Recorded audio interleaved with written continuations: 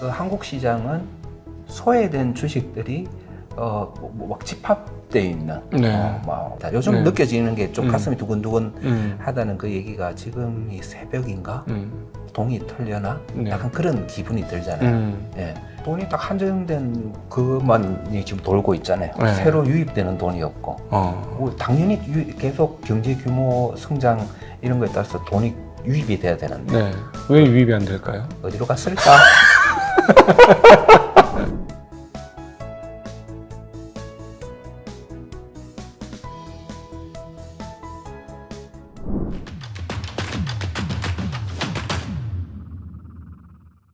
안녕하십니까. 증시각도TV 시청자 여러분, 투자자 여러분, 여러분이 기다리시는 월간 서준식 시간이 돌아왔습니다. 월간 서준식 주인장 서준식 교수님 모시겠습니다. 어서 오십시오. 안녕하십니까? 네, 안녕하십니까. 안녕하십니까? 네, 그 매년 그 숭실대학교 경제학과에서 그 개미들을 위한 투자 안내서 네. 보통 연말 찬바람 불 때 만드는데 맞아요. 예. 네. 그랬는데 그 2학기에서 이제 1학기로 수업을 이전했고요. 네네. 그래서 이번에 나왔어요. 네. 나와서 아마 요 방송이 나올 때쯤은 그 링크 올려 네네. 주시겠죠? 예. 했는데 이번에 좀 재밌었던 게 좀 그 표지를 좀 네. 화끈하게 만들어 보지 하고 네. 학생들한테 주문을 했더니 예. 네, 보여드릴게요. 어떻게 만들어 왔는지. 네. 요즘 그 영화 조금 그 핫하더라고요. 그 이 영화가 매드맥스. 예. 보셨어요? 아니요, 그 예전에 봤습니다. 어렸을 때. 예. 저희 옛날 중학교 버전, 때 옛날 나왔었죠. 버전. 예. 네. 저는 요거 직전에 매드맥스를 네. 오히려 좀 감명 깊게 어. 봤었는데 네. 거기 보면 그 지배자가 그 지배자가 물로 이 사람들을 컨트롤을 하잖아요. 희소한 자원을 가지고 네. 그 모든 국민들, 그 하여튼 그 주민들을 컨트롤을 하는 그런 네. 모습이 저는 되게 그때 인상 깊게 봤었고요. 이번에는 이제 그 매드맥스 4가 나왔는데 그거를 응용을 했더라고요. 네네. 표지로 어떻게 만드는지 한번 보시면 이렇게 매도맥스. 역시. 그래서 이 젊은 사람들이 사회에 계속 이렇게 충원이 돼야 돼요. 네.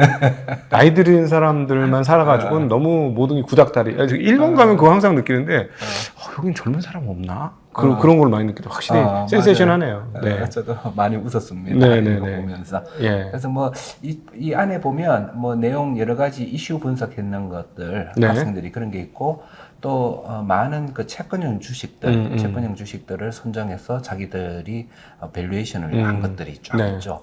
그래서 약간 여러분들이 이렇게 그거를 한번 보시면서 이걸 가지고 막 무조건 여기서 매수하라 해서 매수하고 이게 절대 아니고요.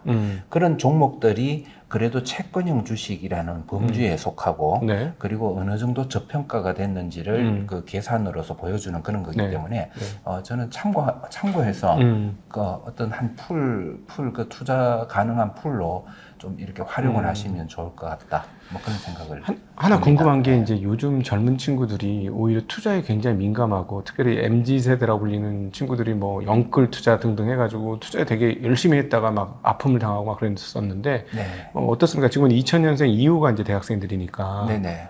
그 이 투자에 대해서 어떨까요? 관심이 있을까요? 전반적으로 관심도는 상당히 높아졌죠. 네. 높아졌는데 사실 그 몇 년 전 한참 그 동학개미 뭐 이런 얘기가 나올 때의 관심도에 비해서는 지금 좀 풀이 좀 죽었어요. 그래. 예. 깨졌구나. 많이 당해서 그런지 네. 풀이 좀 죽었는데 네.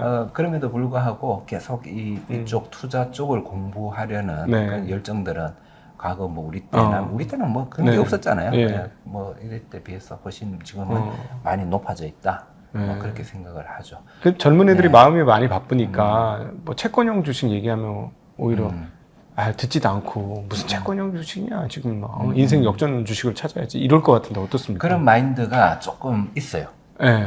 그 마인드. 그래서 제가 이 강의를 제가 좋아하는 이런 주식들을 강의를 해보면 어떤 학생들한테 가장 호응이 크냐 하면 교수님 이걸 내가 작년에 봤어야 돼요. 이 수업을 저작년에 제가 들었어야 돼요. 이런 학생들. 그러니까 이렇게 투자를 해서 한번 크게 당해본 그렇지. 학생들. 이 학생들한테는 이게 빡빡 와닿는 게 많은 모양이더라고요. 네, 그렇지. 네, 그래서- 인생 역전하려다가 되치기 당한 그런 상황들. 네. 그럼 제가 이제 그러죠. 지금도 늦지 않았다. 그렇지. 그거는 아주 싼 값에 교훈을 얻은 거니까 오히려 잘 된 거라 생각해라. 근데 그 얘기 진짜 해주셨으면 좋겠어요. 저도 그렇고, 우리 서 교수님을 저도 어렸을 때 만났다거나, 서 교수님도 서 교수님을 어렸을 때 만났다거나. 그렇죠. 지금의 저를 제가 젊을 때 봤다라면 훨씬 좋아졌을 거고, 그 다음에 버핏이나 이런 사람들 좀 더 일찍 깨달았으면, 네. 그러니까 실수를 꼭 다 해보고 경험을 하니까, 네. 깨닫고 그걸 귀의를 하는 거죠. 그렇죠. 네. 그래도 저는 30대 초반에 네. 이걸 깨닫기 시작을 했으니까 네. 남들보다는 좀 빨리 훨씬 깨달았고 빠르셨네요. 그렇기 네. 때문에 좀 괜찮았던 것 같아요. 네. 크게 당하고 나서 그렇게 네. 깨달았었죠. 그래서 그 얘기를 좀 해주시면 좋을 것 같아요. 늦은 게 아니다라는 얘기를 진짜 좀 해주셨으면 좋을 것 그럼 같아요. 당연히 그거는 지금 우리가 뭐 지금 저도 앞으로 살 날이 창창하잖아요. 여러분 모두 지금 앞으로 창창한 그런 시간이 앞으로 많은 기간들이 있는데 늦은 게 아니라 그만은 당연한 거 아닌가요? 당연한 언제 시작을 하더라도 앞으로 남은 기간 동안 훨씬 좋은 성과를 낼 수 있는 거기 때문에 특히 그렇지만은 빠르면 빠를수록 좋죠. 빠르면 빠를수록 좋고 늦어도 늦은 게 아니다. 그렇죠. 한 40, 50대까지라도 요즘 평균 연령이 한 80 한 중반 정도 됩니다. 네네. 그런 경우가 많으니까. 그리고 뭐 한 10년 정도면 충분히 괜찮은 성과의 결과를 획득할 수 있으니까. 저는 그 정도만 해도 충분히 이렇게 시작하면 된다. 그렇게 생각합니다. 진짜 조급해가지고 거의 다 그르치는 게 이쪽 동네 생리 아닌가. 그리고 보통 제가 굉장히 장기 투자를 한다 항상 말씀을 드리잖아요. 그래서 적어도 한 10년 정도는 10년 이상 내다보면서 이렇게 투자를 하고 이렇게 한다고 하지만은 그 결과가 그렇게 늦게 나타나는 건 아니더라고요. 이렇게 장기적인 관점에서 투자를 하면 그 결과는 또 생각보다 또 빠르게 오는 경우도 또 꽤 많았거든요. 맞아, 의외로 빨리 터져가지고. 그렇죠. 나 이거 쭉 한참 들고 10년 동안에 10년 기다려야 된다 이 말이 아니거든요. 두세 배 남으면 좋지 하고 했는데 갑자기 1년 반 만에 막 2배 나오고 이러는 경우도 있잖아요. 그런 경우도 충분히 있죠. 근데 별로 그런 경우를 좋아하는 쪽은 아니에요. 왜냐하면 최근에도 며칠 전에 보니까 음식료가 와르륵 오르길래 저는 조금 이거 열심히 조금 모으기 시작했는데 와르륵 올라버리니까 상한가도 나오고 이러니까 그냥 팔면서 이게 왜냐하면 상한가를 한번 하면 30% 정도 오르는 거죠. 30% 그리고 하루 정도 조금 더 오르면 한 40%에서 50%. 그게 제가 이제 이렇게 계산하는 방식이 주식을 채권 10년물, 10년 만기 채권으로 이렇게 가정을 하고 계산을 하는 거거든요. 그래서 이게 50% 갑자기 내가 지금 사자마자 50%의 상승이 생기면 그 말은 기대 수익률이 내가 계산한 기대 수익률이 5% 낮아졌다는 거예요. 두레이션 10년짜리는 금리가 1% 내려가면 10% 가격이 상승하잖아요. 그렇죠. 10년짜리면 1%, 10%와 1% 여기에 가격과 그 수익률이 왔다 갔다 하는 거잖아요. 그래서 50% 올랐다는 거는 기대 수익률이 5% 정도 하락했다는 거고. 그러니까 10%짜리 채권이 5%짜리 채권으로 뒤바뀐 거나 마찬가지다. 그렇죠. 그러니까 저는 이제 이거를 15% 기대 수익률을 가진 그런 채권형 주식이라 생각하고 좀 사기 시작하는데 올라버리면 갑자기 이게 10%짜리가 돼버린 거죠. 10%짜리 기대 수익률의 주식이 돼버리니까 그때는 제가 매도해야 돼요. 제 기준으로는 매도를 왜 10%면 매도하느냐. 일단 10%가 되면 우리 전체 주식시장 평균을 제가 한 10%로 계산을 하고 있거든요. 그러면 이 종목 하나가 시장 평균하고 기대 수익률이 같아. 그러면 차라리 전체 시장에 투자하는 게 낫지. 그래서 또 그게 이제 또 비싸지면 또 다른 거 지금 14%짜리, 16%짜리, 20%짜리가 산적하고 있는데 이렇게 10%짜리밖에 안 되면 10%밖에 안 나오니까는 이제 매도. 나 18%짜리 또 하나 살래. 이런 식으로 해서 매도하게 되고. 그래서 너무 그래서 투자하자마자 급격하게 상승한 거는 그동안 내가 충분한 물량을 못 넣었는데 못 샀는데 그렇게 오르면 큰 돈 안 되더라고요. 그렇죠. 큰 돈 안 예. 되죠. 큰 50%, 돈안 60%, 되고. 70% 나도 예, 큰 기분은 돈안 좋은데 돼. 예. 기분은 좋은데 큰 돈이 안 되고 정작 큰 돈이 되는 거는 오랫동안 계속 매집을 해서 묵혀두고 배당을 받고 있고 배당 받은 거를 또 재투자하고 이런 식으로 묵혀놓고 있는데 마지막에 한 번에 그게 쭉 올라주는 쫙 거. 올라주는 예. 그런 게 돈이 되더라고요. 지금 이게 일종의 한국형 버핏 투자를 약간 전환한 투자법이 아닌가라고 저는 표현할 수 있을 것 같아요. 왜냐하면 제가 사실 워렌 버핏의 지금 투자법에 대해서 다시 한번 올해 재음미를 하면서 간단하게 정리해 보면 현금 흐름이 출중하고 투자할 게 없는 회사를 갖고 있어서 그 현금 흐름을 나의 플러스로 향유한다. 라는 게 가장 강력한 버핏의 개념 중에 하나더라고요. 투자 개념 중에. 근데 그런 주식을 살려면 배당이 굉장히 높거나 꾸준히 배당이 높거나 그다음에 매출과 이익 성장이 계속 꾸준해서 이 높은 배당률을 그대로 유지해 줄 수 있고 주가는 뭐 그냥 시장 평균 정도 수준으로 올라가주는 뭐 이런 주식을 어떻게 찾을까 막 고민을 했는데 한국은 이게 너무 심해가지고 왔다리 갔다리 진짜 많이 하거든요. 그럴 때 이제 야, 버핏처럼 그냥 하나 사고 10년 동안 아무 생각 안 하고 지나면 진짜 세상 속 편하고 너무 편하겠는데 그런 게 별로 없으니 근데 오늘 말씀하신 그런 것도 있어요. 뭐 그런 예. 것도 많잖아요. 뭐 가격 등락이 그렇게 크지 않은 것도 네. 또 그래도 있고. 그래서 저는 좀 약간 그런 쪽을 선호를 하죠. 금융주 같은 것도 네. 그런 약간 그렇게 그렇죠. 가격 금융주가 등락이 예. 적고. 예.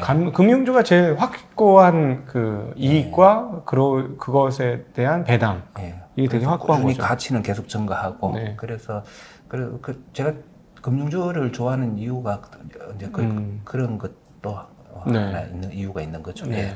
근데 그런 측면에서 보면 조금 최근에 우리 교수님 같은 투자를 하시는 분들이 좀 가슴이 두근두근 할 것 같다는 생각이 조금 자꾸 드는데 한국 시장을 보면서 어떤 분들은 빨리 한국 시장 안 떠나고 뭐하냐 뭐 주주 대접 하나도 못 받고 있는데 미국 가봐라 얼마나 대접을 잘해주는데 때가 되면 또막 알아서 자사주 매입 소각해줘 배당도 알아서 해줘 이익 발표도 정확하게 분기마다 다 보고 다 해줘 그다음 따로 안 알려주는 거 없이 웬만하면 다 알려줘 주주가 얼마나 좋은데 왜 이런 그리고 주가도 잘 올라 왜 이런 데 있느냐 하시는 분들이 굉장히 요즘 많거든요. 네.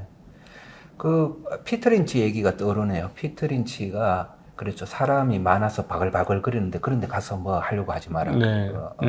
거기 뭐 돈 되는 거 없고 발만 밟혀서 아프다. 이런 얘기를 피터 린치가 했는데 그만큼 소외된 주식들을 피터 린치는 좋아했거든요. 네. 그리고 우리 한국 시장은 소외된 주식들이 막 집합되어 있는 네. 막 와글와글 모여 있는 그런 거기 때문에 오히려 이쪽은 떠나고 싶은 마음은 전혀 없고 네. 이게 지금 최악의 상황 그러니까 지금이 새벽 무렵이다. 요즘 네. 느껴지는 게 좀 가슴이 두근두근 하다는 그 얘기가 지금이 새벽인가?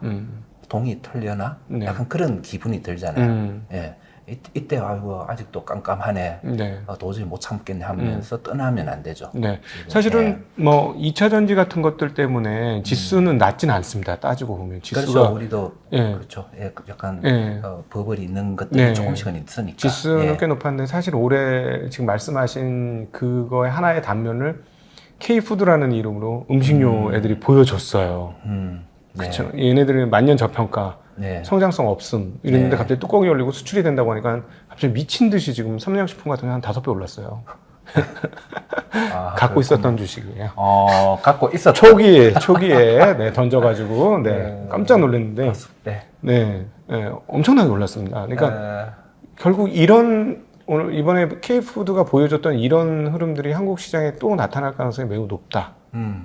높죠. 그리고 그 이유가 요즘 뭐 다 아시겠지만은 네. 밸류 프로그램이란 이름으로 이제 네. 시작된 저평가된 주식들을 제대로 그쪽 가치를 찾게 하는 그런 흐름이 이제 시작이 되었고 의외로 조금 빨리 진행되고 있더라고요. 저는 이건 굉장히 처음에 말씀을 드릴 때는 굉장히 장기적인 테마로 봐야 된다. 뭐 그렇게 생각해서 적어도 5년에서 한 10년 정도 네. 보고 가는 테마를 생각했는데 요즘 움직임들과 사람들 그런 모습들을 보면 의외로 좀 더 빨라질 수 있겠다. 네. 그런 생각이 들더라고요. 지금 그걸 추진하는 쪽은 이거를 추진함으로 해서 큰 그 어떤 성과를 뭔가 한국이 기여했다는 성과를 얻을 수 있다는 그런 생각이 좀 강한 것 같고요. 네. 처음에는 쇼 아닌가라는 생각도 우리 했었잖아요. 네네네. 그런데 생각보다 요걸 통해서 좀 성취하고자 하는 부분이 좀 강한 것 같고, 그래서 공청회 같은 것도 많이 열고 네. 있더라고요. 공청회 초청도 많이 받으시죠? 초청도 받았었는데 제가 이제 일정이 안 돼서 나가 보지는 못했는데 다른 훌륭하신 분들이 네. 많이 참여를 하고 계시더라고요. 네네. 그렇게 지금 물밑 작업들이 계속 지금 연결되고 이어지고 있거든요. 이어지고 있고 일단 이제 분위기가 이렇게 되면 네. 이거는 갈 수밖에 없는 흐름이다. 이게 또 흐름이 굉장히 어려운 일을 우리가 하려고 하는 것도 아니에요. 네. 다른 나라들 하는 것처럼 하자는 거잖아요. 네네. 그렇기 때문에 이거는 그 정도는 나는 충분히 할 수 있다. 아무리 저항이 있고 이때까지 저항이 있어 왔지만은 그 저항들이 오히려 이제 한계에 봉착했고 이거를 이제 그 저항들을 깨트리고 다른 나라처럼 스탠다드로 갈 수밖에 없다. 그렇게 생각을 하니까 조금 그 생각을 해봤어요. 그러면 어떤 종목이 좋을 것 같아요? 어떤 종목들이? 전 일단은 지주사들 봅니다. 지주사들. 지주사들 너무 싸거든요. 저도 그 얘기 했었어요. 지주사들 저평가 많이 돼 있다. 네. 그러니까 지주사들이 보통 대주주들이 이제 많은 기업들을 지주사를 통해서 네. 보유를 하고 있기 때문에 최종 그 지주사가 사실은 더 배당 여력 같은 게 많아도 그렇죠. 본인한테 떨어지는 배당에서 세금이 너무 많이 나가니까 대주 입장에서 세금도 많이 안 해주는 수익에 비해서 그런 부분도 있었고, 그래서 저평가가 지금 많이 되어 있었고, 네. 그래서 저도 지주사 같은 것도 괜찮다. 네. 또 어떤 거 있을까요? 아주 오래된 산업에서 현금 많이 품고 있는 회사들. 네. 배당을 오히려 지금은 많이 주고 있는 회사가 좋을 것 같아요? 아니면 배당을 안 주고 짠 배당을 하는 회사가 좋을 것 같아요? 현금 많은데 배당 안 해주는 회사들. 그렇죠. 네. 저는 지금 대주주가 아주 나쁜 대주주들. 이렇게 얘기해야 되나? 그래도. 그러니까 대주주가 정말 나쁜 대주주들, 그래서 배당도 안 하고, 네. 그래서 막 지금 소액주주들하고 소송 막 하고 있고, 네네네. 이런데, 저는 이런 데를 처음으로 이제 좀 눈여겨봐야 된다라는 생각을 하고 있거든요. 왜냐하면 이 사람들의 기본적으로 대주주의 탐욕스러우면 네. 이런 만약에 배당 소득세가 분리과세가 된다. 그러면 굉장히 탐욕적으로 배당을 크게 늘릴 것 같고요. 네. 그리고 어떤 상법 개정이 되면, 상법이 개정되면 오히려 이때까지 그 대주주의 행포가 컸던 그 대주주의 행포 때문에 주식이 많이 눌려져 있던 네. 그런 주식들의 상승폭이 굉장히 클 거다라는 게 뭐 자연스러운 그런 예측이고요. M&A도 되게 활성화되지 않겠습니까? 만약에 M&A 활성화되면 진짜 이거는 진짜 보통 일이 아닐 것 같은데. 그렇죠. 당연히 어떤 그 펀드 같은 걸 통해 가지고 그 기업 사냥 같은 것도 할 수 있는 그런 여지도 많아지겠죠. 그러면 진짜 5배, 10배짜리 그냥 속출할 것 같은데. 네, M&A. M&A가 되면은 왜냐면 M&A 방어하기 위해서 주가를 띄워야 하고. M&A 하는 입장에서는 어떻게 갖고 있는 자산이 얘네 회사 갖고 있는 자산이 1조인데 시가총액이 1,000억밖에 안 돼. 그냥 우리 3,000억 해서 한 5,000억까지 밀어붙여도 절반 이상 지분 절반 안 갖고 있으니까 이거 밀어붙이면 돼. 그럴 회사는 많지 않습니다. 현금을 많이 보유하는데 절반 이상 안 갖고 있는 회사는 많지 않지만 만약에 현금 많이 갖고 있는데 절반 이상 안 갖고 있는 회사도 그 현금에는 그 부동산도 포함되는 건가요? 네, 그렇죠. 총자산 같은 거. 자산이죠. 너희들 빌딩만 이거 인수해서 빌딩만 팔아도 이게 본전은 뽑을 수 있는데 뭐 이런 데도 많고. 근데 만약에 지분이 대주주가 50% 안 되면 그거 완전히 타겟 될 것 같아요. 뭐 한 30 몇 프로 뭐 쉽진 않지만 한 35% 이 미만이다 이러면은 그거는 여지없는 타겟 되지 않을까? 뭐 그런 쪽보다 일단은 저는 그렇게 상법 개정이나 지금 진행되고 있는 게 상법 개정 그리고 세법 개정 이쪽에서 굉장히 지금 이슈들이 만들어지고 있는데 이것들이 우리가 원하는 방향으로 그렇게 바뀌어진다면 일단 대주주들이 착해질 것 같고요. 대주주가 착해지면 소액주주들은 행복해진다. 예, 이렇게 될 수밖에 없죠. 예. 사실 지금까지의 정부 입장에서는 정부가 그 상장을 할 때 기업들한테 팔을 비틀어서 상장을 시켰다는 과거 역사가 있어서 그런 것 때문인지 네. 워낙 산업 자본 세력의 힘이 세서 그런지 소액주주들의 이야기는 별로 관심이 없었고 대주주들하고 친해서 그래요. 예, 그렇죠. 뭐 많은 그렇죠. 우리나라를 어떻게 보면 움직이는 네. 많은 그 리더들이 또 다른 리더들, 그 경제계의 리더들하고도 친하고, 예. 예, 그래서 많은 로비가 실제로 있었죠. 그래서 그리고, 상법 개정 2020년에도 한번 했어요. 네. 그때 그 과정을 보면 그때는 사람들이 별로 관심이 없어서 이거를 자세히 안 보더라고요. 그런데 저는 그때 막 칼럼도 쓰고 했는데 우라통이 터졌죠. 원래 제대로 된 개정안이었는데 마지막 통과 직전에 규정이 싹 바뀌어요. 바뀌어가지고 원래 취지는 어떤 감사 선임을 할 때 그래도 대주주를 견제할 수 있는 경영진을 좀 견제하고 감시하고 그럴 수 있는 감사를 소액주주들도 뽑을 수 있게 뭐 그런 식으로 가려고 이렇게 갔었는데 완전 결과는 오히려 더 후퇴하는 쪽으로 결과가 나와버리더라고요. 네네. 예, 원래는 그 감사 선임을 할 때 그 지분 계산을 하잖아요. 네네. 그 대주주와 특별 관계인들, 특별 관계 그러니까 뭐 대주주가 아버지가 있고 아들이 있으면 네네. 두 사람의 지분을 다 합쳐요. 네. 특수 관계인들 네.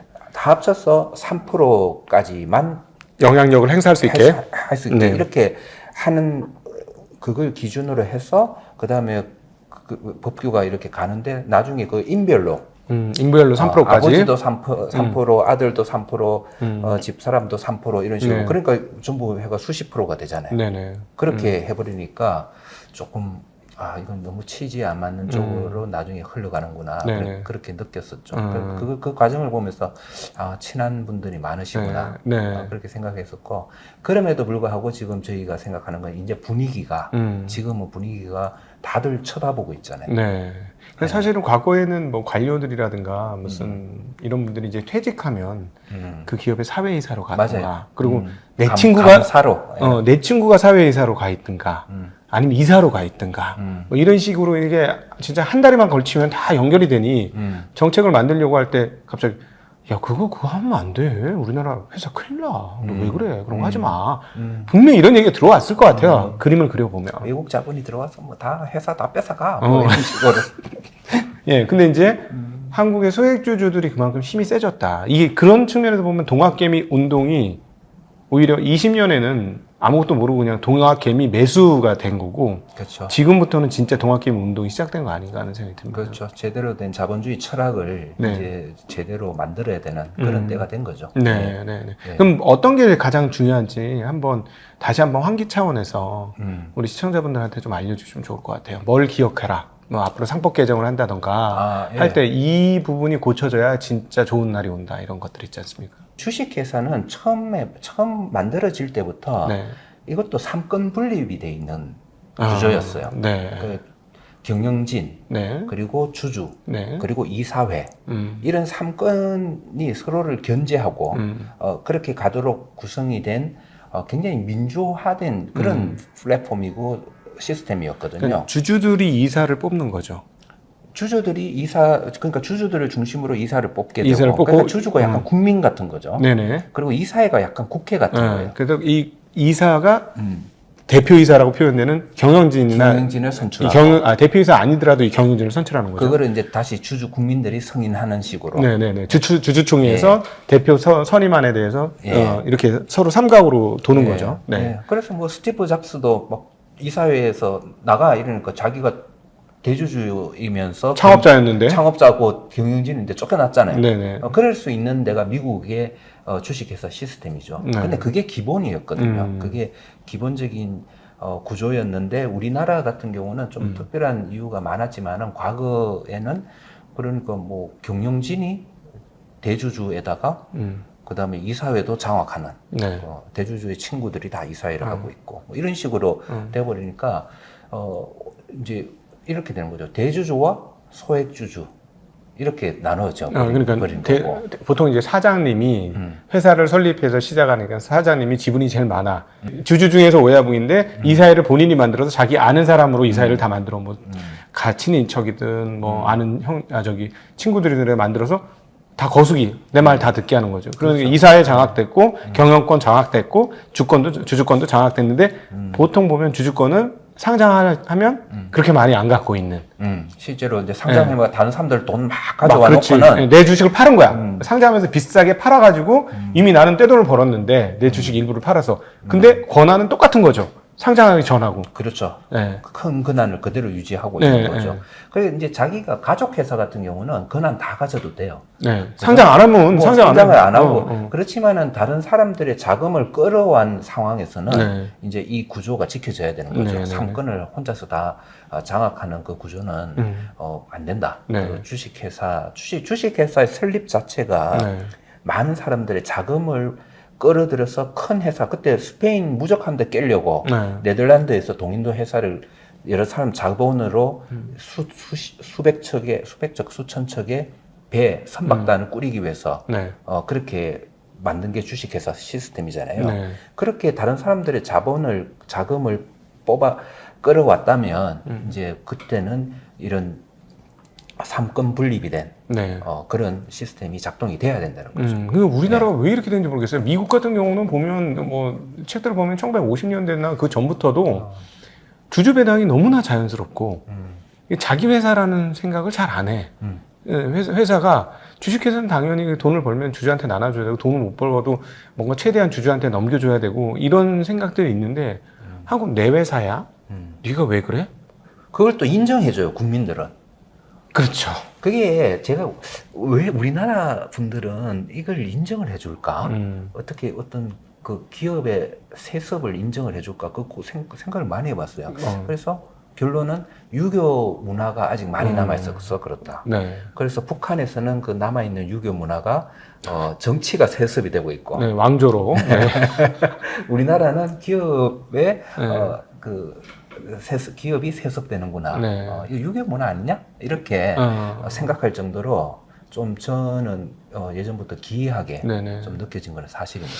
오너십이 잘 돌아가면 참 좋죠. 우리나라의 아주 큰 SMO 회사가 뭐 1대, 2대의 오너십이 상당히 잘 작동이 됐다고 봐요. 그래서 세계적인 회사로 성장을 했는데 굉장히 요즘 걱정이 많죠. 예. 네. 지금 더 이상의 성장은 네. 뭐 지금보다 지금 한 레벨업을 대한민국이 기업을 통해서 그렇죠. 성장하려면 지금의 시스템으로는 안 돼요. 네. 이게 왜냐하면 기업이 계속 커지고 성장하고 이러려면 새로운 기업이 생겨나고 또 기업이 뭔가 하고 싶으면 더 많은 자본을 끌어당겨 가지고 돈을 가지고 오고 네. 이래서 그 말은 뭔가 하면 자본시장에 돈이 들어가야 되거든요. 네. 돈을 막 넣어주는 사람들이 있어서 그 자본을 토대로 새로운 사업도 하고 네네. 더 모험 투자도 하고 그렇게 할 수 있는데 지금은 이 시스템으로는 자본시장에 돈을 안 주잖아요. 사람들이. 네. 국민들이 돈을 안 넣어주니까 이렇게 되면 정체될 수밖에 없고 무너질 수밖에 없어요. 지금 우리나라가 여기에서 레벨업하고 계속 다른 선진국들과 경쟁해서 이길 수 있는 방법은 자본시장에 국민들이 돈을 계속 밀어주고 네.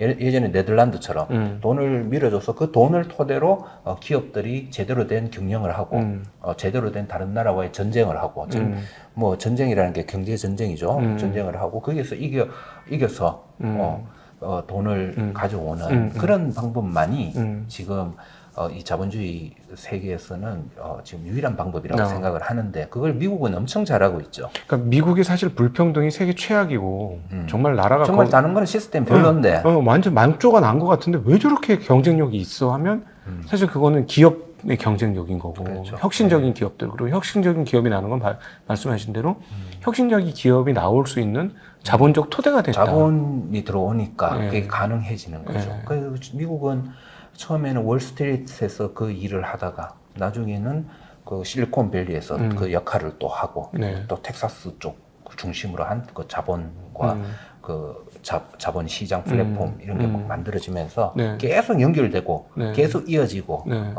그러면서 기업들이 새로운 기업이 계속 나오고 네. 계속 강성해지고 네. 그렇게 되고 있잖아요. 사실 한국은 자원이 없는 나라라고 하지만 굉장히 강력한 자원 하나가 있죠. 사람. 노동력. 네, 사람이라는, 그리고 그 사람이 굉장히 뛰어난 세계적으로도 봐도 어디를 가도 어디 빠지지 않는 강력한. 최고의 인력 수준이죠. 예. 노동력 최고 수준이죠. 예. 그러니까 이 사람들을 모아서 힘을 발휘하려면 이것도 사실은 기업이라는 조직이 가장 강력하게 운영될 수 있는 거 아니겠습니까? 그렇죠. 그 플랫폼이 제대로 갖춰져 있을수록 좋은 그 인력들이 잘 네. 구성이 돼서 그 시너지를 발휘할 수 있고 네, 예, 네. 그 힘을 발휘할 수 있는 거죠. 네. 예. 그러니까 뭐 옛날 다시 동인도 네. 회사 네. 뭐 아니면 그 대항해 시대로 가면 뭐 우리 사람들은 이제 칼 들고 이제 싸움은 제일 잘하는 사람들이야. 네. 하지만 뭐 함대가 제대로 없으면 다 대포 맞아 다 죽잖아요. 네. 그렇죠. 그렇지만은 제대로 된 함대로 네. 제대로 된 선박단을 네. 꾸려서 이 칼싸움 잘하는 사람들을 쫙 모아놓으면 그 최강의 네.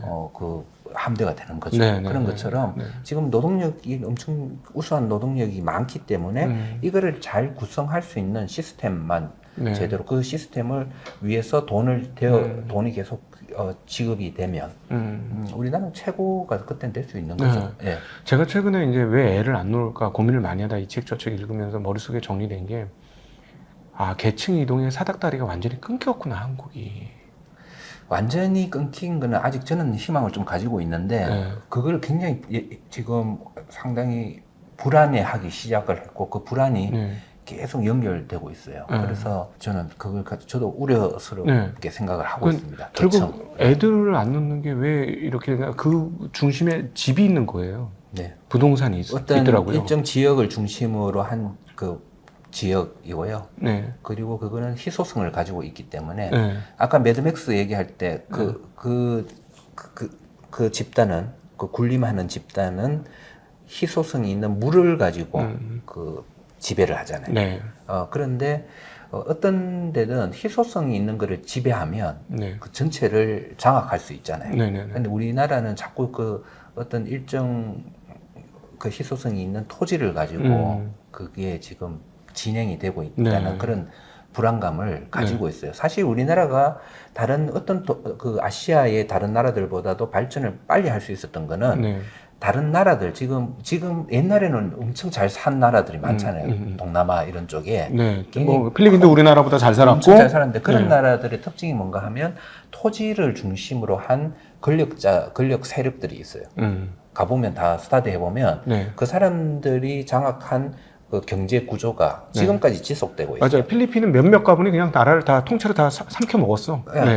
그런 식으로 그리고 그 가문들이 그 가지고 있는 그 부는 토지를 중심으로 한 거거든요. 네. 예. 그러면 거기는 자꾸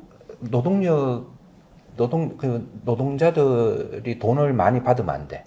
어떤 나라는 보면 노동자들이 임금이 적어야지 자기들 토지에다가 빌딩을 세우고 호텔을 만들어서 관광 산업을 키울 수가 있는 나라가 있어요. 그런 나라는 많죠. 그렇죠. 토지를 중심으로 해서 빌딩 세우고 싼 노동력을 이용해서 네. 그런 서비스를 제공하고 네. 그 상관없어. 너희들은 그렇게 싼 돈만 가져가면 돼. 우리는 돈 많이 벌 수 있어. 이런 식의 구조가 되어버리면 발전 속도가 낮아질 수밖에 없죠. 네. 그런데 우리나라 같은 경우는 사실은 토지 개혁도 했었죠. 1950년대에 북한에서부터 자극을 받아서 한국도 농지 개혁을 하면서 네. 쉽게 얘기하면은 그 대지주들한테 농지를 아주 싼 값에 거의 몰수하다시피 해서 사서 일반 농민들에게 쫙 뿌려가지고 그래서 사실 북한에 발발한 6.25가 실패한 가장 근본적인 이유 중에 경제적 이유를 찾자면 북한이 한국에 내려올 때 뭐라고 했냐면 그 도탄에 빠진 사람들이 다 우리를 환영할 것이다 라고 했는데 와보니까 다 토지 주인들이 돼가지고 토지 주인들이 돼서 오히려 가장 강력하게 공산주의에 반발하면서 할수 있었죠. 그래서 그 전쟁에서 그런 이겼다. 얘기도 있죠. 예, 그런 그 얘기도 토지 개혁을 전 세계에서 가장 먼저 한 나라가 어딜까요? 힌트. 전 세계에서 가장 먼저 민주주의가 시작되고 가장 먼저 산업 혁명이 시작된 곳입니다. 영국인가요? 예, 그 영국의 그 헨리 8세가 네. 그 토지 개혁을 했잖아요. 어. 그때 뭐 예전에 잠깐 얘기도 했었는데 그 백년 전쟁에 지고 네. 장미 전쟁하고 돈이 없었어요. 헨리 8세 뭐 왕 귀족이 돈이 하나도 없었어요. 네. 그러니까 이제 성공회 만들면서 기존에 돈이 있었던 사람들은 그 교회밖에 없었죠. 네, 천주교. 교회 돈 다 네. 뺏어가지고 그거를 다 나눠줬잖아요. 음. 나눠줬다기보다 싼 값에 팔았죠. 네. 돈이 네. 필요하니까. 네네네. 그게 이제 그걸 산 사람들이 젠틀이, 네네네. 젠틀맨의 기원이죠. 젠틀리들이 산업혁명을 일으키는 그 기본 세력이 되었고, 그 젠틀리들이 시민들이니까, 네네. 국민들이니까 자연히 자기들 목소리가 커지고, 세금의 힘이 커지고, 네. 그러면서 민주주의화가 되고, 네. 그렇게 된 것처럼 우리나라의 토지 개혁도 굉장히 저는 지금 우리나라를 있게 한 굉장히 중요한 요인이 되었고, 그러니까 그 말은 뭔가 하면 지주가 없어졌다는 거, 지주 계급이 네. 우리나라에서는 그때는 이제 사라졌다는 거고, 네.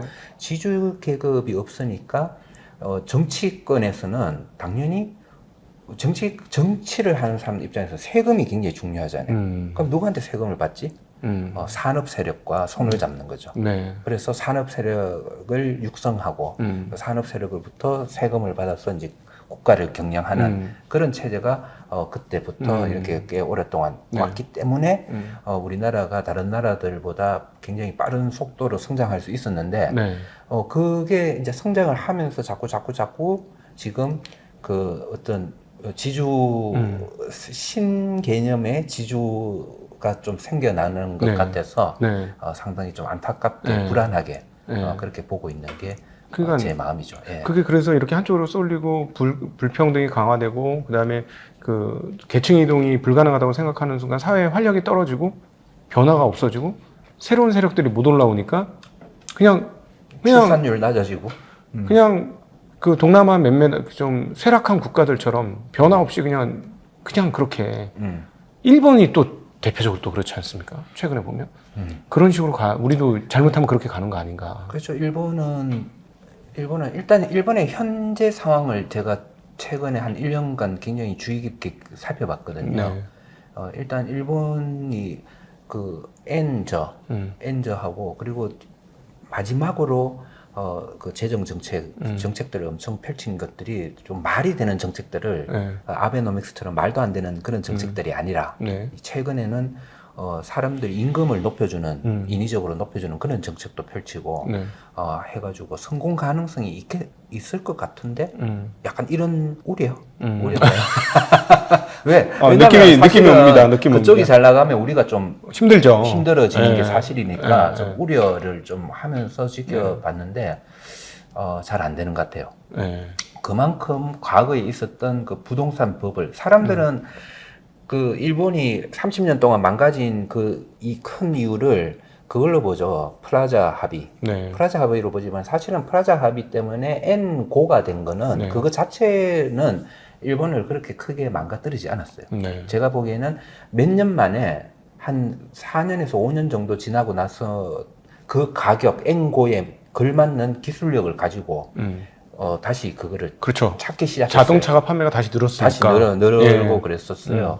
그러니까 그 N고가 가장 큰 문제는 아니었어요. 근데 그 N고 때문에 일시적으로 온 그 경제가 나빠지는 거를 불안하게 하고 금리를 초저금리 금리 내렸죠. 네, 돈 풀고 네. 그게 부동산으로 몰빵. 네. 그래서 부동산 왕국이 된 거죠. 네. 부동산 왕국이 된 거. 그래서 그게 또 버블이 터지면서 저는 이제 지금 30년 일본이 지금 이 모양 이 꼴이 된 거에 가장 큰 이유는 그 부동산에 있다고 네. 저도 보거든요. 네. 그래서 그런 일은 정말 우리나라에는 있으면 안 되겠다. 네. 그런 생각을 하고 있는데 일본은 지금 현재 보니까 앞으로도 조금 힘들겠다.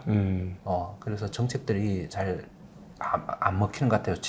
이번 분기 GDP 마이너스 났습니다. 소득을 높이는 정책이 잘 안 먹히는 안 것 먹혀. 같아요. 중소기업이 너무 많아요. 대기업들만 돈을 좀 버는데, 맞아요. 그래서 아마 막 수출 기업들은 사상 최고치 막 이런 말 얘기 나올 거예요. 그렇지만은 그게 돈이 밑으로 이전이 안 되면 네. 말짱 꽝이에요. 네. 90% 이상의 중소기업이니까. 그러니까 네.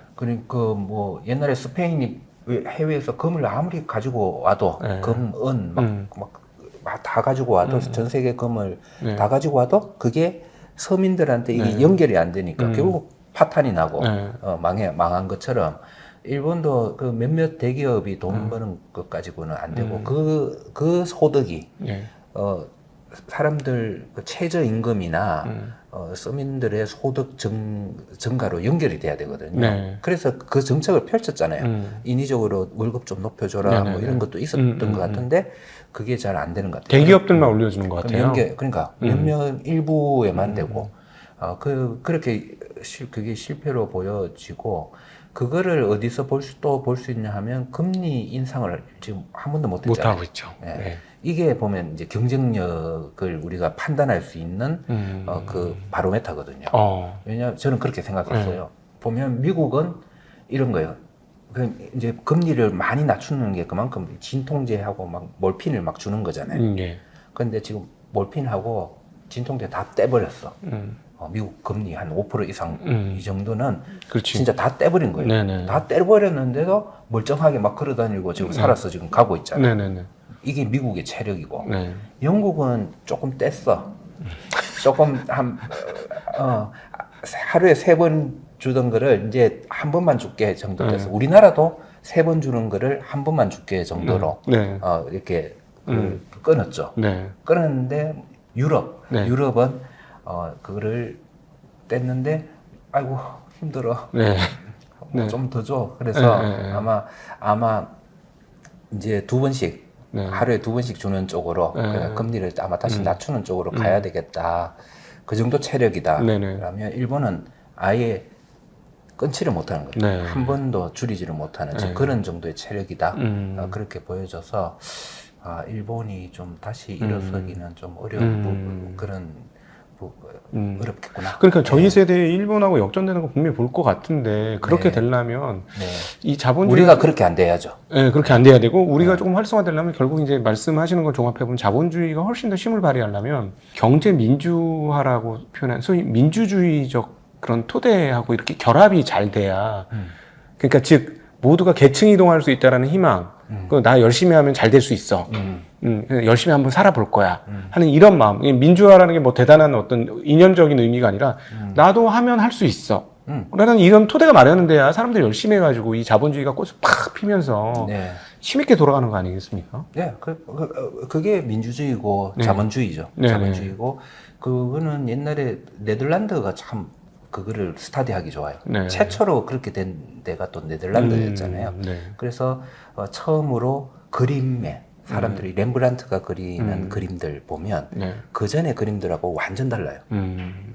그 네덜란드 풍속화들은 뭔가 하면 시민들이 주인공이 되잖아요. 그만큼 시민들이 뭘 가지기 시작했다? 권력을 가지기 시작했다. 권력. 사실은 그 옛날- 권력은 뭐였다? 돈이었다는 거예요. 그러니까 그 돈을 시민들이 근데 그게 또 주식회사 시스템을 통해 가지고 그리고 최초의 거래소, 암스테르담 거래소 이런 것들을 통한 그 시스템 속에서 사람들이 그거는 부의 이전이 잘 된 거죠. 네. 부의 이전이 잘 돼서 하녀들이나 마부들도 뭘 했다? 주식 투자를 했다. 튤립 투자를 했죠. 주식 투자도 했지만은 주식 그때는 주식수가 그렇게 많지 않았겠죠. 근데 그렇죠. 돈은 많이 벌었어. 그러니까 이게 돈 가지고 뭐 하지? 저거 하니까 돈 버네. 튤립 선물 같은 거 투자도 뭐 그러니까 하녀들도 할 정도로 그만큼 그 서민 경제도 좋았다는 거예요. 사실은 그 법을 터져서 투자할 돈이 있었다. 투자할 돈이 있었다는 거예요. 그렇죠. 그걸 잘 스터디하면 좋을 것 같습니다. 하기야 뭐 과거 그 화가들을 쓸 수 있는 거는 귀족이라든가 엄청난 그런 사람들만. 해서 교회. 그러니까 내 그 초상화 그려하면 그 사람 먹고 살게 해줘야 되니까 그렇게 맡기는 사람은 그런 사람밖에 없었는데 이제 시민 그림에서 등장했다는 건 시민의 재정 상태가 그만큼 좋아졌다. 네덜란드가 실제로 그때 시민들이 초상화 의뢰해가지고 그거 초상화들 유행이었어요. 유행이었어요. 그러니까 나도 저런 거 한번 해보고 싶은데 했는데 옛날엔 꿈과 같던 일이었는데 그렇죠. 지금은 이제 돈도 있고 내가 그렇게 하니까 할 수 있었다. 그러면 이제 다시 돌아가서 그 우리나라가 정말 살 수 있는 길은 이 인력이 그 정말 자기의 능력을 최대한 발휘할 수 있는 이 어떤 플랫폼 이 딱 들어오면 착 받아줄 수 있는 최근 미국의 뭐 실리콘밸리라든가 이런 데서 일어나는 이게 되면 진짜 우리나라 정말 막강해질 것 같거든요. 그렇죠. 예. 그렇죠. 예. 근데 우리가 벤처는 또 열심히 해요. 보면 다들 열심히는 하죠. 열심히는 하는데 하다가 이게 네. 그게 사실은 계속 그게 되도록 자금력이 네. 뒷받침을 해줘야 되거든요. 그렇죠. 네. 예, 그게 이 자금력이 뒷받침 계속 해줬을 때 성공 가능성과 그러지 못했을 그 성공 네. 가능성 엄청 차이가 나거든요. 그러려면 미국처럼 주식시장이 조금씩 계속 성장해야 된다는 말씀이시죠. 그렇죠. 그 꿈과 희망이 있는 쪽에는 네. 계속 돈이 들어갈 정도의 네. 자금력이 필요하다는 그러니까 거죠. 주식시장이 커져서 조금씩 부가 증가하고 여기서 돈을 버는 사람들이 딴 데다 투자하는 거지. 그러니까 지금 우리나라는 이게 부가 증가해서 같이 부를 증가하는 게 아니라 딴 데서 뭐 사업하던 애들이 여기서 부를 훔쳐가는 시스템 아닙니까? IPO나 이런 거, 유상증자, 네. 어? 아니요, 비트- 사실은 어. IPO 같은 것도 해도 돼요. 네. 원래는 그런 거를 하라고 네. 시장이 만들어져 있는 건데요. 네. 문제는 뭐냐 하면 이 주식 시장에 들어가는 돈이 경제 규모의 증가만큼 이 자본 시장 돈도 계속 증가해야 되거든요. 네. 증가해야 되는데 그 돈이 항상 모자라. 어. 사람들 돈들이 어디로 갔는지 모르겠어. 자본시장에 있는 돈은 한정돼 있어요. 아. 그러니까 IPO를 하면 빨려가. 그쪽으로 빨려가서 딴 데가 돈이 가지고 있는 없어. 돈은 요것밖에 없는데 음. 자꾸 생기니까 그렇게 되는 거죠. 아, 그러니까 전체적인 돈이 여기에 충분하지 않으니 그 IPO도 사실을 해서 사실 그렇게 해서 돈을 땡겨가지고 또 다른 사업만 하고, 또 새로운 기업이 상장을 하고 이렇게 할 수 있도록 예. 자본이 계속 지원이 돼야 되는데 그게 안 되는 게 첫 번째 이유예요. 그 완전 고인물인 거네요. 한국 주식시장이 지금. 예. 예. 지금 뭐 그러니까 어떤 우리나라 시장의 특징 중에 하나가 어떤 쪽에 뭐 그러니까 순환 장세, 그러니까 이쪽에 돈이 가면? 그러면 이쪽 빠져야 돼. 왜? 돈이 새로 들어온 돈이 없어. 여기 팔고 이걸 사는 거야. 이런 식으로 되는 것도 예. 너무 이 자본이 부족하니까 우리나라 경제 규모에 비해서, 우리나라 기업 규모에 비해서 뭐 그렇죠. 예. 한국의 수출이 전 세계 GDP에서 한국 수출을 차지하는 비중이 2%의 중반인데 주식시장 비중이 1.5%까지 떨어졌습니다. 그럴 거예요. 그런 거는 뭐 저는 그런 데이터를 안 봤잖아요. 안 보고도 뻔히 보여요. 경제 규모에 비해서 자본 시장 규모는 너무 작다. 예. 뭐 시총이나 이런 걸 가지고 다른 나라하고 비교해 보면 네. 뭐 말도 안 되는 나라도 한테도 지고 막 이럴 거예요. 지금. 하기야 지금 뭐 한국이 AI 혁명에 제가 공부를 해본 바로로 제가 칩 공부를 좀 했어요. 반도체 공부를 했는데 이거는 정말 이건 유사일에 야 이거 민족 중흥의 국원 상승의 대운이 열렸다 이 정도예요. 반도체? 예. 왜냐하면 AI의 최대 수혜는 반도체죠. GPU도 있지만 이 메모리가 압도적으로 중요해요. 그러니까 CPU, GPU, 무슨 ASIC 칩, NPU, TPU, 무슨 수많은 PU들이 동일한 메모리를 써야 되거든요. 이 수요가 엄청나거든. 근데 주가가 안 가. 물론 이제 본인들이 못해서 그런 것도 있는데 네. 너무 못 가. 예, 그 결국은 말씀하신 데서 이제 딱 답을 찾았습니다. 돈이 없구나. 돈이 딱 한정된 그것만이 지금 돌고 있잖아요. 네. 새로 유입되는 돈이 없고. 당연히 계속 경제 규모 성장 이런 거에 따라서 돈이 유입이 돼야 되는데 네. 왜 유입이 안 될까요? 어디로 갔을까? 안타깝네요, 진짜. 그렇죠. 네. 산업 자본이 네. 중요합니다. 네. 우리나라 재도약을 위해서는. 네. 그러네요. 그렇게 하면 일본도 이기고 사실은 뭐 세계 뭐 5위권 가는 사실 뭐 한국 뭐 작은 나라이긴 합니다만은 세계 선진국 중에서도 국토 작은 나라들 종종 있지 않습니까? 네. 그렇죠. 뭐 싱가포르도 요즘에 뭐 명함을 내미는 판인데 그러면 뭐 우리가 작다고 명함을 못 내밀 건 아닌데 이게 자본시장이 잘 되느냐에 따라서 한국이 소위 말하는 빅5, 빅3 빅3까지는 좀 어렵겠다. 빅5 들어가는 거 여부가 결정이 되겠네요. 그래야 되는데 그죠? 네. 자꾸 우울한 얘기들이 전해지니까. 네. 참. 근데 좀 안타까운 게 이 나라 전체를 생각하고 나라의 미래를 생각한다고 말로는 다 떠드는데 다 자기 이익만 충실한 것 같아요. 맞아요. 예. 맞아요. 예. 그 부분이 너무 안타까워요. 많은 그러니까 이게 그래서 많은 정책가들이 우리나라 무조건 우리 주식 시장에 돈을 투자를 재산의 반 이상은 해야 돼요. 저는 그런 법을 만들고 싶어. 하다 보니까 이 공직자 주식 투자에 대해서 이렇게 알게 됐거든요. 한 종목에 3천만 원 이상 투자하면 신고해야 합니다. 신고해야 되고 왜냐하면 그런 거 있지 않습니까? 그 혹시 내가 이 회사 주식을 사서 이 회사 뒷배를 봐준다 이런 생각들을 상당히 많이 갖는 거예요. 그러니까 투자를 아예 원천적으로 못하게 하는 것이죠. 근데 반대로 미국 주식은 그런 거 없어요. 그러니까 이제 미국은 연금을 네. 그 주식으로 사도록 하고 있잖아요. 네네네. 우리나라도 공무원 연금 있잖아요. 뭐 거기에 상당 부분은 주식으로 그렇죠. 들어가게 하고 네. 뭐 우리 일반 연금들도 네. 상당 부분은 우리 국내 주식을 많이 사도록 그렇게 하면 그 정책가들도 우리나라 경제가 좋아져야 우리나라 주식이 좋아지고 네. 주식 시장이 좋아져야 경제가 좋아지는데 그러면 나도 연금에 주식이 이만큼 있으니까 네. 그런 쪽으로 이제 그러면 생각을 많이 할 거 아니에요. 맞죠. 고민을 많이 하고 네. 그런 정책을 펼칠 거고 네.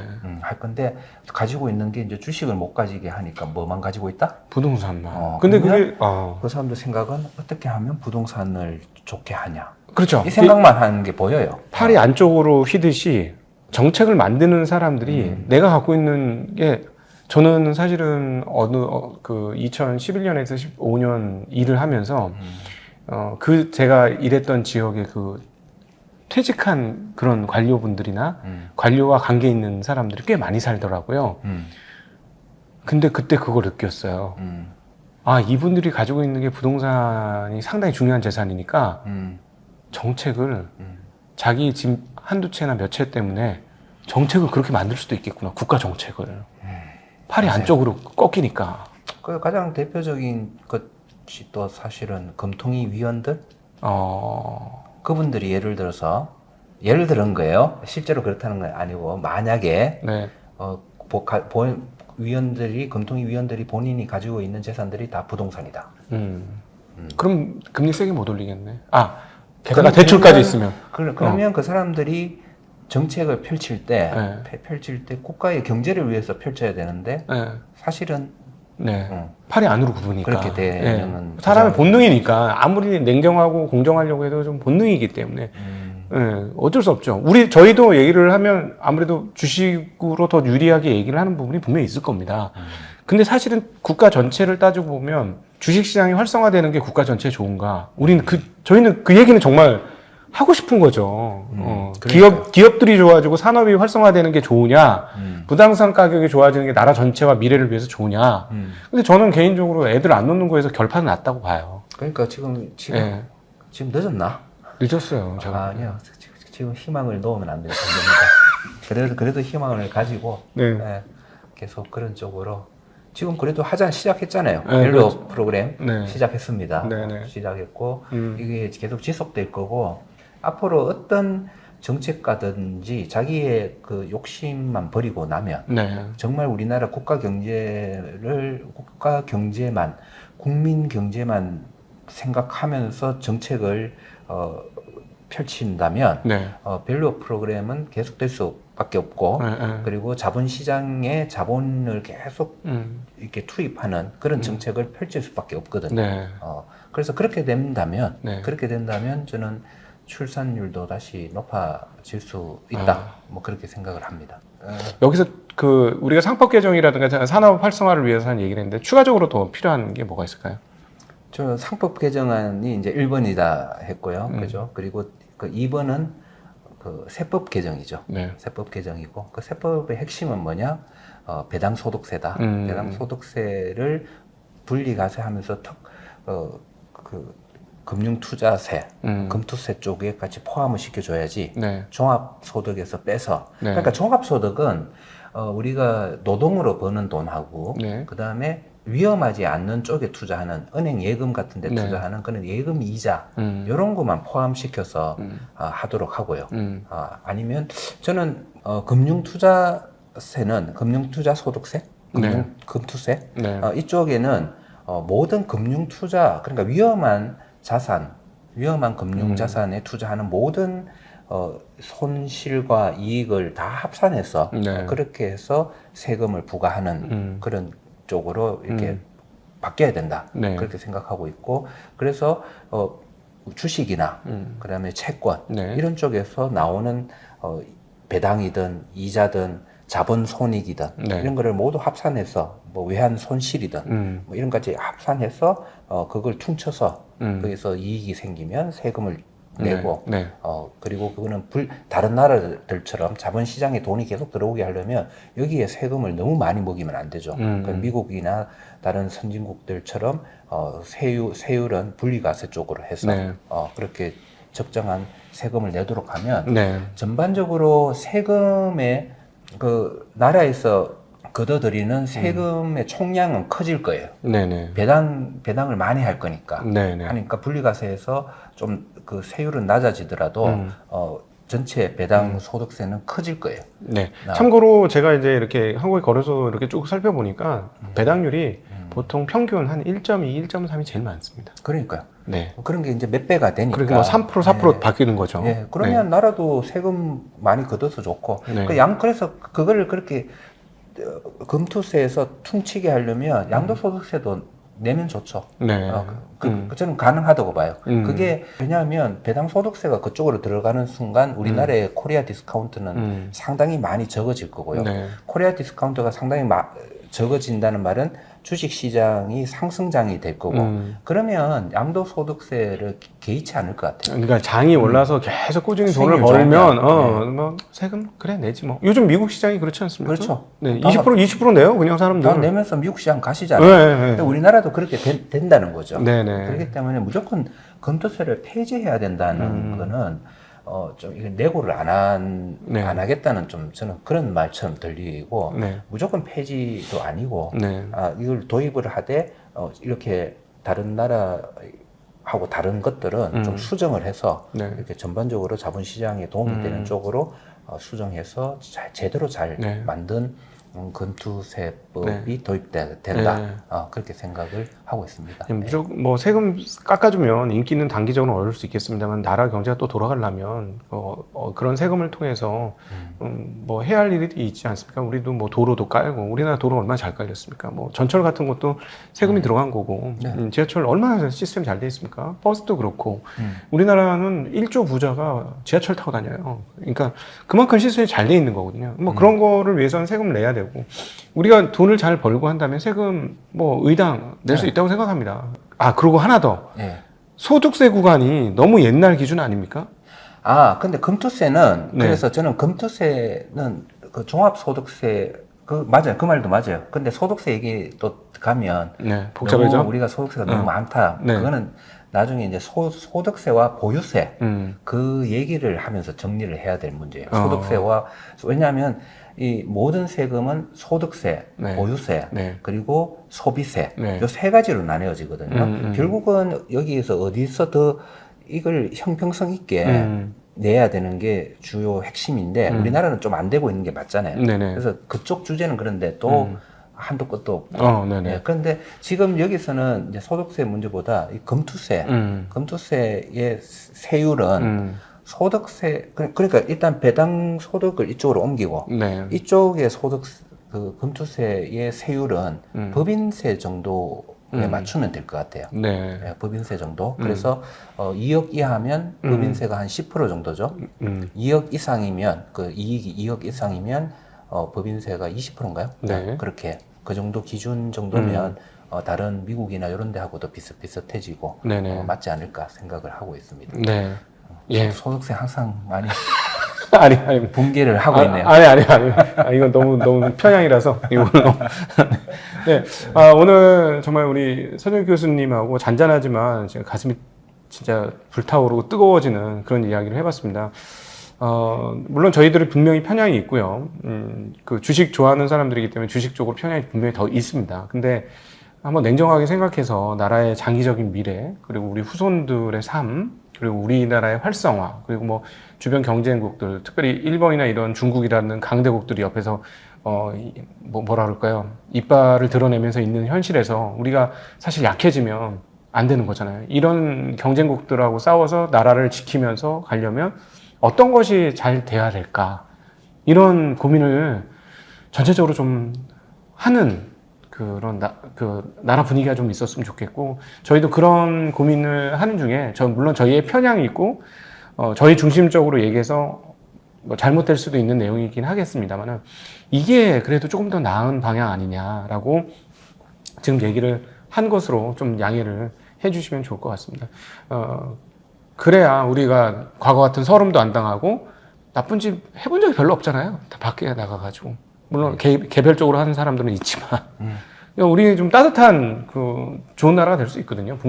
북유럽만 그런 게 아니라 우리 충분히 동아시아에서 그런 모델을 보여줄 수 있는 나라이기 때문에 그렇게 어떻게 하면 그렇게 될 수 있는지를 한번 생각하고 고민하는 시간이었고, 이 투자업이 어떻게 돼야 나라의 활성화가 될 수 있는지도 고민하는 시간이었습니다. 이런 고민에 대한 좋은 길잡이가 되어주시고 좋은 안목을 제공해 주신 우리 서준식 교수님께 다시 한번 감사드리고, 긴 시간 함께해 주신 모든 시청자분들께도 감사의 인사 드리겠습니다. 인사드립니다. 고맙습니다. 네, 고맙습니다.